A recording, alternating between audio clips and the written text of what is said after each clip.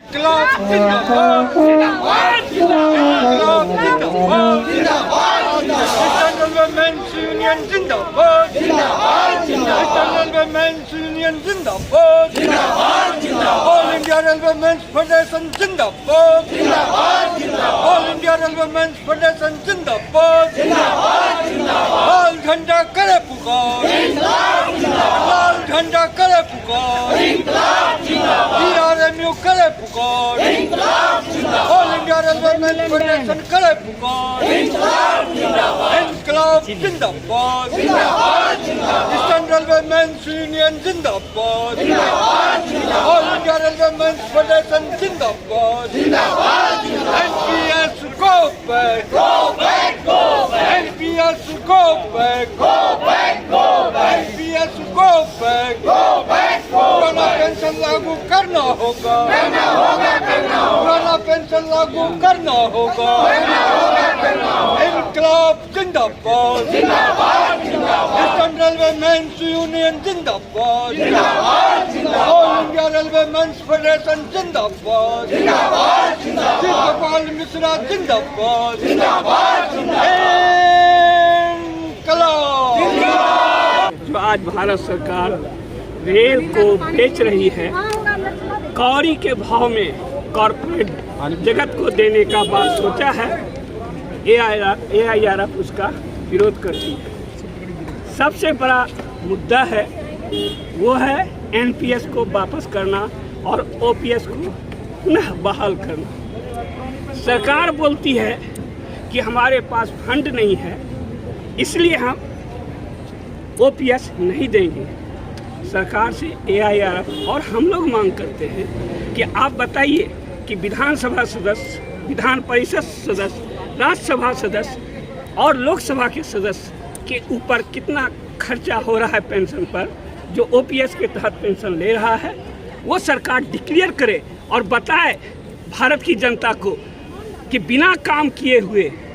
वो सेवा के लिए लोकसभा में गए हैं, विधानसभा में गए हैं, विधान परिषद में गए हैं, और उसके बाद आप कितने रुपये लेते हैं। अगर 4 टर्म चारों सदन का वो मेंबर हैं तो चारों सदन का पैसा ले रहे हैं। तो जनता को जानना चाहिए कि बिना कमाए ये नेता लोग कितना पेंशन ले रहा है। दूसरा बात है कि OPS के खिलाफ में हम लोग इसलिए हैं कि सीधा NPS के खिलाफ में NPS के खिलाफ में हम लोग इसलिए हैं और OPS के पक्ष में हम लोग इसलिए हैं कि सरकार जो 14% दे रही है और जो स्टाफ से पैसा 10% काट रही है, ये पैसा का हिसाब कहाँ है, किन उद्योगपतियों को दे रहा है और क्यों दे रहा है, कौड़ी के भाव में एकदम लुटा रहा है। आज तक तय नहीं हुआ है कि जो रिटायरमेंट के बाद कर्मचारी का पैसा कॉरपोरेट जगत को देगा और जब वो कर्मचारी डेथ कर जाएगा तो उस पैसे का मालिक कौन होगा,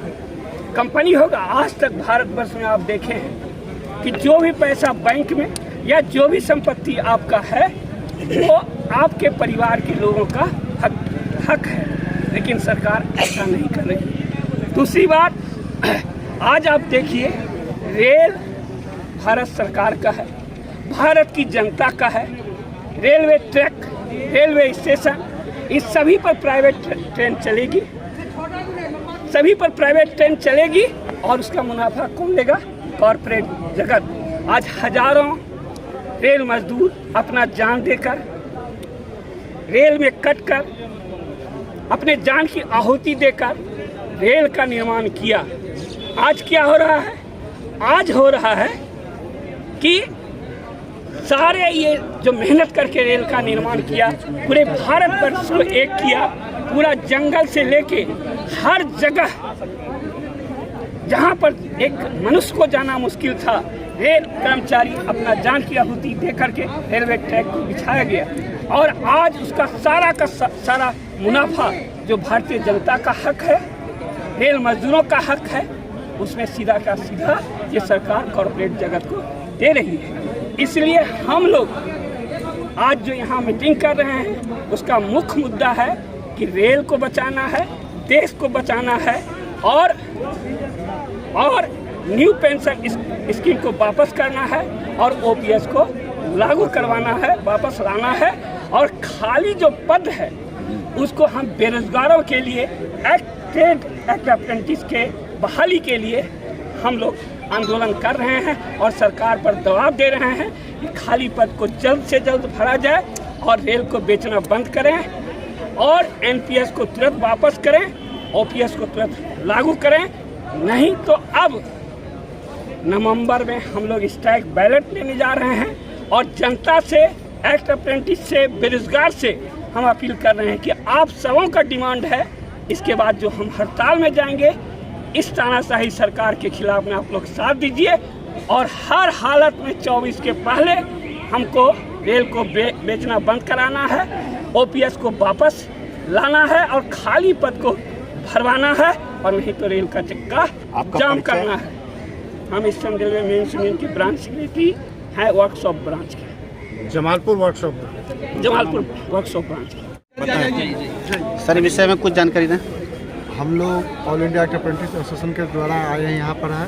और माननीय शिव गोपाल मिश्रा जी का यहाँ कार्यक्रम था और हम लोगों को माननीय शिव गोपाल मिश्रा जी का जो कार्यक्रम होता है, हम लोग उनके मेहनत और उनका पुकार पर जिस तरीके से उनका संघर्ष है जिससे कि हम युवाओं को लाभ मिलता है, उनके प्यार और स्नेह के कारण से खींचे चले आते हैं। देखिए, आज देश में माननीय शिव गोपाल मिश्रा जी के द्वारा जो पुकार था कि जितने रिक्त पद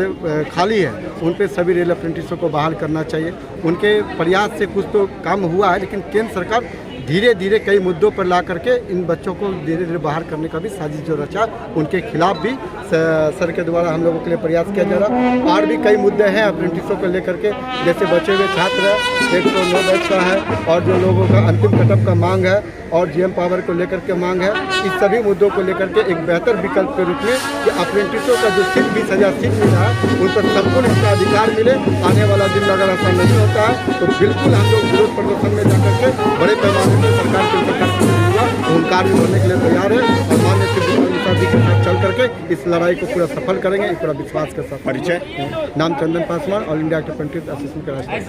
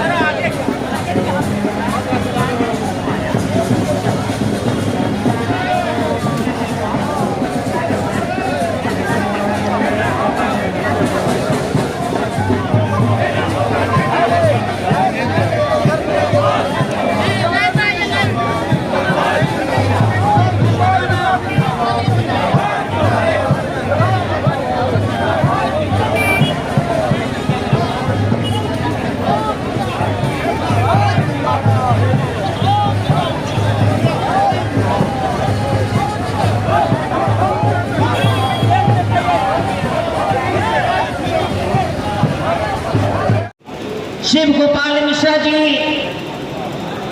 का स्वागत करने के लिए यहाँ उपस्थित हुए हैं और इनकी बातों को सुनने के लिए आप यहाँ उपस्थित हुए हैं।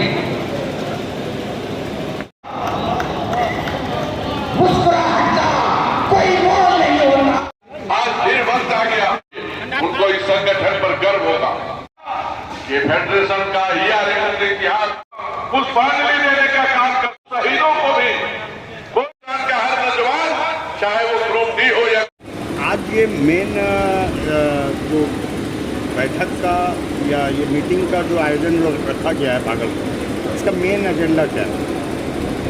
आज ईस्टर्न रेलवे मेन्स यूनियन का भागलपुर में 126वीं केंद्रीय परिषद की बैठक। इसका मुख्य एजेंडा यही है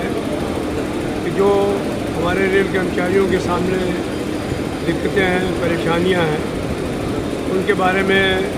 साथियों ने यहाँ पर बहस किया है। और जो सबसे बड़ा सवाल आज हमारे सामने है, जिसको लेकर अभी 10 अगस्त को हम लोगों ने रामलीला मैदान में 2 लाख से ज़्यादा केंद्र सरकार के कर्मचारियों ने, राज्य कर्मचारियों ने, शिक्षकों ने वहाँ पर रैली करने का काम किया और भारत सरकार को ये बात कहने का काम किया है कि नो पेंशन स्कीम, जो न्यू पेंशन स्कीम है, उसको हटा करके पुरानी पेंशन स्कीम लागू करो। अगर ये सरकार तत्काल लागू कर देती है तो बहुत अच्छी बात है, नहीं लागू करेगी तो 21-22 नवंबर को हम लोग हड़ताल के लिए मतदान करेंगे और उसके 45 दिन के बाद नोटिस दे करके भारत बंद करेंगे, रेल का भी चक्का जाम करेंगे। आपका परिचय? मैं शिव गोपाल मिश्रा हूँ, मैं ऑल इंडिया रेलवे फेडरेशन का महामंत्री हूँ, नेशनल काउंसिल JCM के स्टाफ साइड का सेक्रेटरी हूँ and joint forum for restoration of old pension scheme, जो हमारी जॉइंट संस्था है 30 ऑर्गेनाइजेशन की, उसका मैं कन्वीनर हूँ। मैं इसी रेलवे कर्मचारी यूनियन हाजीपुर का महामंत्री हूँ। आज मैं ईस्टर्न रेलवे मेंस यूनियन के द्वारा बुलाया गया है, मुझे आमंत्रित किया गया है और यहाँ जो समस्याएं हैं उन समस्याओं एक समान, जैसे इसी रेलवे में समस्या है उस तरह से यहाँ भी समस्या है। इन बातों पर चर्चा करने के लिए रेल का कार्य बढ़ रहा है, पोस्ट क्रिएशन नहीं हो रहा है, पोस्ट सरेंडर हो रहा है, रेल कर्मचारी तनाव में है, खासकर रनिंग स्टाफ के कर्मचारी, चाहे हमारे वो ट्रैकमैन भाई हों, चाहे आर्टिजन स्टाफ, सारे लोग तनाव में हैं। लोगों की क्वार्टर की अवस्था जर्जर है,